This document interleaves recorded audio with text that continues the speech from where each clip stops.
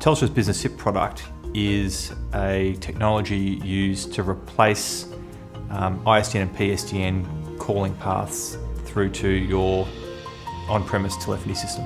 As part of our regulatory obligation from the deal we did with NBN, we are exiting all of our copper infrastructure. What that means is for businesses who are using those copper cables to run their telephony, we needed to build a go-to product for them. The risk profile was huge. We have a lot of customers and revenue on our ISDN and PSDN products. Losing those customers would be a big deal for Telstra.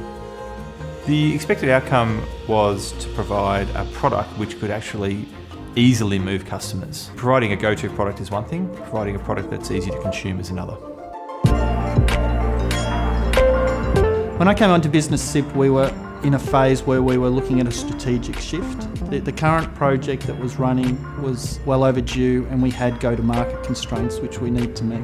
When we came on board, we counted approximately 160 stakeholders that we needed to deal with. So we had to come up with ways of engaging them and keeping them focused.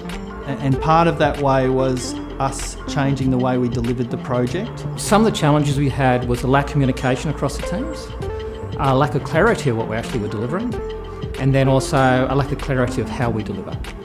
The way we chose to manage that was to really boil it back down to what are the critical things we need to do. There was no clear target at the time. There was a want, and part of it being successful is bringing everyone on the journey, and part of having that journey is having a clear target to hit. So we had to re-look at the whole project and how we were delivering and set it up for success.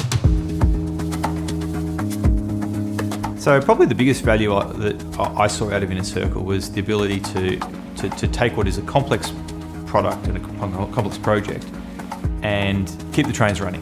Where the project had previously required intense scrutiny, I felt pretty comfortable that the project was in good hands and I could give it a little bit more of a light touch approach. So coming onto Business SIP, it was a very traditional model, very siloed, everyone did their little bit, then handed it across to another team and moved on to something else, and sometimes with no communication. Initially we didn't focus particularly heavily on our process and methodology, and that was probably a weakness. So my role was to get very clear transparency across the teams and getting them working as one team. As we evolved through the project, we did move to an agile methodology, which I think was very helpful in achieving the outcome we did. So that involved developing the team individuals to trust themselves, trust what's going on, and bringing them on into the vision, getting to engage with it, and then we could just run hard and deliver right up to the end.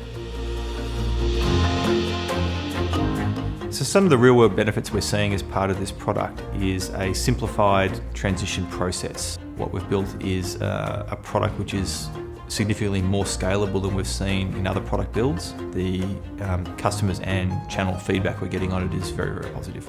I think Inner Circle were critical to the success of the initiative, both in terms of the project leadership, making sure that issues were escalated at the right time to the right people, but also in terms of the delivery methodology that came with some of the Inner Circle people.